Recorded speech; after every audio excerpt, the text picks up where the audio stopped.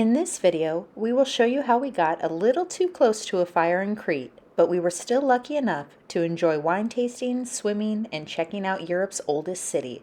Join us with some of our adventures on this beautiful island.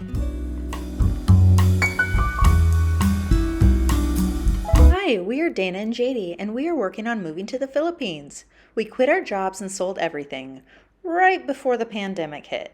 We had to go on hiatus for a year and a half like everyone in the world, but as things slowly opened back up, we were able to start traveling again. Follow us on some of our adventures on our way to the Philippines.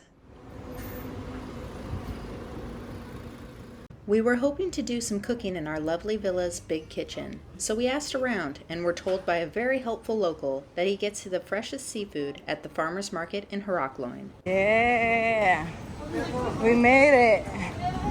Hello. Hi. Can we get the fish for the boy you love, lady? Yeah. Culture, American friends, NBA, love it. Our brother-in-law was our chef for the night, and he decided to make us salt-baked sea bass. He made it look super easy by mixing white wine with salt to create a dome crust to cover the fish before baking. It was absolutely delicious and a must-try.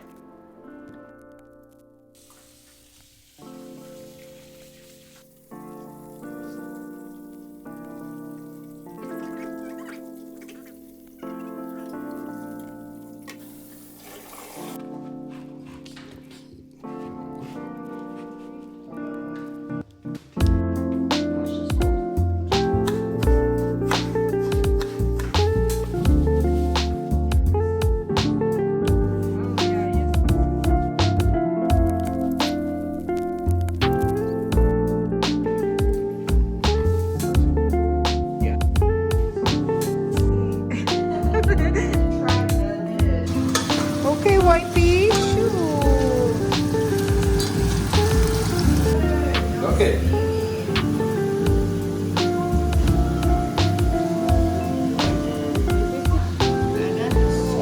That's crazy.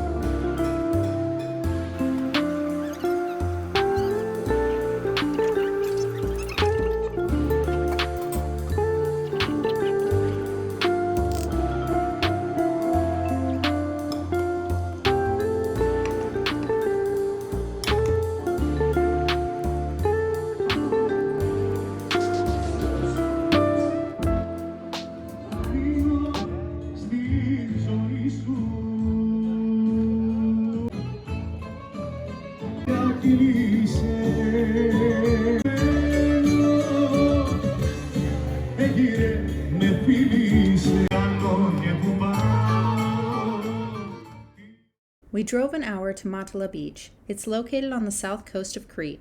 It is believed that the caves were originally used as tombs during Roman occupation over 2,000 years ago, and after it was a very small fishing village.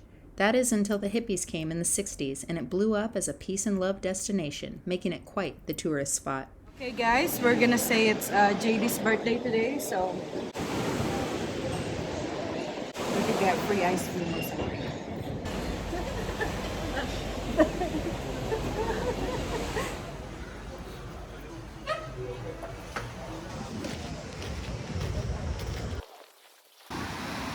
Smile. We were in Greece for a little over 2 months during this incredibly dry and hot summer and had barely dodged the fires near Athens. So on Crete, we weren't too startled to see what looked like a tame fire at first. But as we got closer, it started getting bigger, and we ended up having to take a detour up a very, very slippery, steep hill.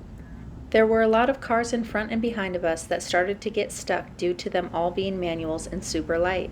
We didn't get a chance to film anymore because the fire was pretty close by then and the smoke started heading our way. I spoke to the awesome restaurant owner Manu across the street from our villa when we got home, and he helped put my mind at ease.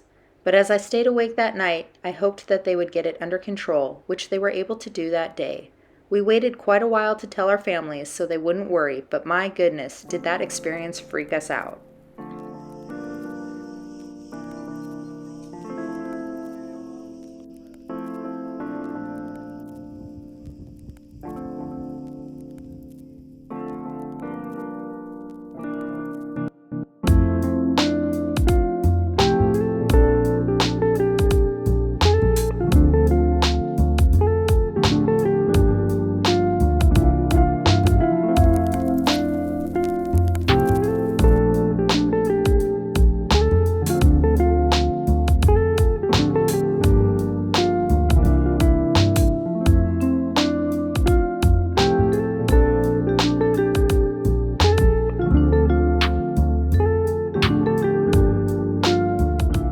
We were lucky enough to have met the founder and owner of the winery Stiliano. It is a boutique family winery with organic wines and olive oil. They offer tours and tastings. We enjoyed tasting his award-winning wine and extra virgin olive oil. He was kind enough to tour us around his factory. The whole thing was about €10 per person and probably the cheapest wine tasting we've ever done. Our favorite was the dessert wine. It was a must-have. On to number 3. Hi, I'm Dana Flores, and this is my second wine.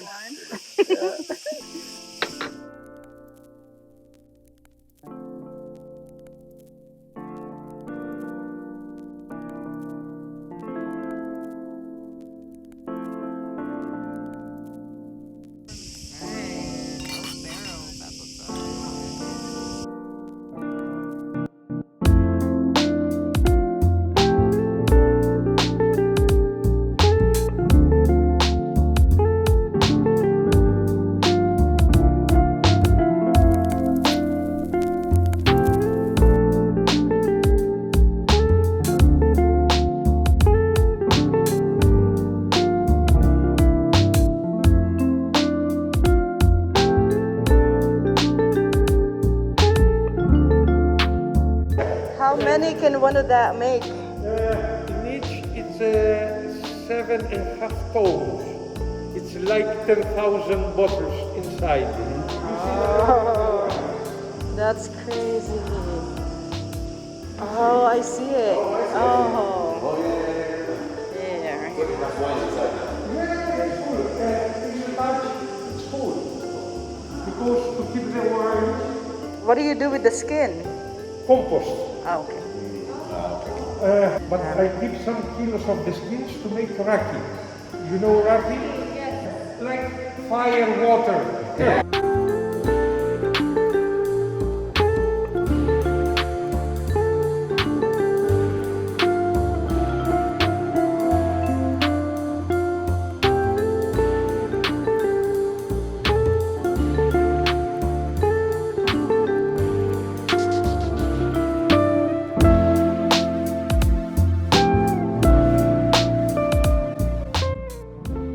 After wine tasting, we had time to check out what is considered as Europe's oldest city, Knossos.